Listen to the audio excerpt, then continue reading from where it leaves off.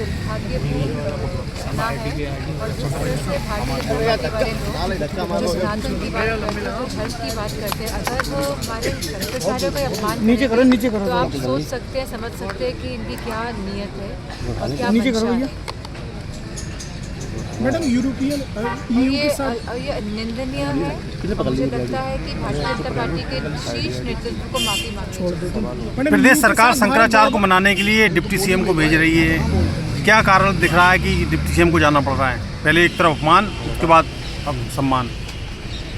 ये सम्मान की कोई बात नहीं है। लगातार देखने को मिला है जिस तरह से काशी में जो मणिकर्णिका घाट की जो तोड़ने वाली तस्वीरें आई थी और जहाँ कहा गया कि ये AI की जनरेटेड तस्वीरें हैं, जहाँ अहिल्याबाई होलकर की प्रतिमाओं को तोड़ा गया, जहाँ पे प्राण प्रतिष्ठित मूर्तियों को तोड़ा गया। और पहले भी हमने देखा है किस तरह कॉरिडोर के नाम पे न जाने कितनी प्राण प्रतिष्ठित प्रतिमाओं को तोड़ा गया है। लगभग 300 उससे भी ज़्यादा प्रतिमाओं को तोड़ा गया है। तो ये हमें मान लेना चाहिए कि ये सरकार केवल ढोंग और नाटक करने वाली सरकार है और ये नहीं चाहते हैं कि वाकई में जिस तरह से कहा गया कि बनारस को हम क्यूटो बना देंगे, पर ये बात कभी नहीं कही गई कि इस तरह तोड़ के आप कार्य करेंगे। कहीं पे भी कोई भी अगर हम देखा जाए रिनोवेशन की बात होती है तो हम चीज़ों को सजो के रखने की बात करते हैं, ना कि तोड़ने की बात करते हैं। लेकिन ये सरकार ऐसी सरकार है जिसने मंदिरों तक को तोड़ने का कार्य किया है। मैडम इलेक्शन कमीशन पर आरोप लगाया, अखिलेश ने कहा कि 2-2 बार वोट बने, SIR के बहाने 2-2 बार वोट बने, कई जगह 2,89,00,000 वोटर गए कहाँ आखिर सर्वे के बाद? बहुत सारे प्रश्न चिन्ह हैं और अभी जैसे कि नोटिस आ रहे हैं तो खाली 150 नोटिस इशू किए जा रहे हैं और जो ऑफिसर्स को लगाया गया है बड़ी दिक्कतें आ रही हैं क्योंकि लोगों को 20-20 किलोमीटर जाके तो नोटिस अलग जगह से कलेक्ट करने हैं और उनको दूसरी जगह जाके उनको डिपॉजिट करना नोटिस को, तो बड़ी दिक्कतें आ रही हैं और ये अपने आप में सवाल चिन्ह है इलेक्शन कमीशन में, जो नहीं चाहता है कि प्रक्रिया ढंग से चले। प्राचीन बनारस राज्यपालों को बीजेपी ने कठपुतली बना के रख रखा है।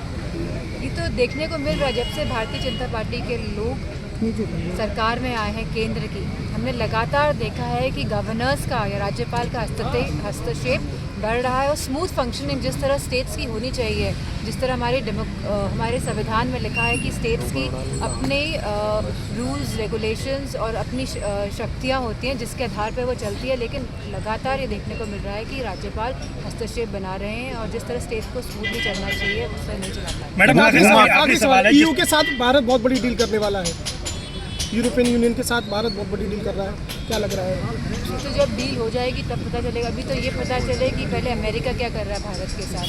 जिस तरह हमारे ट्रेडर्स का नुकसान हो रहा है, जिस तरह हमारे स्टूडेंट्स का नुकसान हो रहा है, जिस तरह वीज़ाओं में दिक्कतें आ रही हैं और लगातार जिस तरह अमेरिका भारत को जिस तरह से नीचे दिखाने का काम कर रहा है लगातार, तो ये तो हमारे जो फॉरेन मिनिस्टर हैं वो जाने कि उनकी क्या रणनीति रही है पिछले 10 या 11 वर्षों में कि जिस तरह जो हालात आज हैं देश में। ठीक है, मैनपुरी में भूमाफिया बड़े पैमाने पर जमीनों पर कब्जा कर रहे हैं, बुलडोजर भी चल रहा है, क्या लगता है कि आप इस मुद्दे को उठाएंगी क्या? ये देखने को मिला है कि मैनपुरी में भूमाफिया बहुत सक्रिय है लगातार। प्राचीन राजा के ताल को भी कवर कर रखा है जी, तो इस पे हम संसद में भी उठाएंगे और ये खाली मैनपुरी का ही हिस्सा नहीं है जो हमें देखने को मिला है, अन्य ज़िलों में भी जिस तरह से पूरे भूमाफिया सक्रिय हैं, ये अपने आप में प्रश्न उठाता है भारतीय जनता पार्टी। मैडम आखिरी सवाल है कि जिस तरीके से शंकराचार्यों पर अत्याचार हो रहा है, वहीं शंकराचार्यों ने कहा है कि योगी जी को हटा के अब केशव प्रसाद को मुख्यमंत्री बनाया जाए,